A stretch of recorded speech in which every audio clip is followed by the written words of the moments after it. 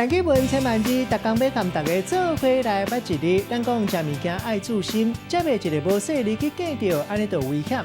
今仔日要甲大家小解这一日，咱同齐来看到这头做粿，粿的粿第二条。台语字典解说粿，就是咱人食物件的时，或食面或者是幼骨啊，掉伫咧喉管吞袂落去嘛，配袂出来。假使讲若是严重，就会歹喘气。带大家做伙来小解这两个词。头一个照字面读做粿条，也毋过咱一般拢读做粿条。咱讲这个粿条意思就是喉管去踢到物件，一般就是讲咱人咧食物件的时，互食面踢到。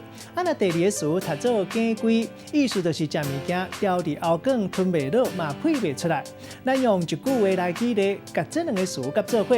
譬如讲，咱知影鱼仔有丰富的 DHA、EPA 甲 Omega-3，囡仔食鱼仔会当得到丰富的营养素。也毋过食鱼仔就爱细腻，毋通哪食哪讲话，若无甲饲吞落，食甲粿规就麻烦。嘛就爱细腻，喉管才袂互鱼刺去夹着。今仔日小解这一日读做粿，提供予观众朋友来参考。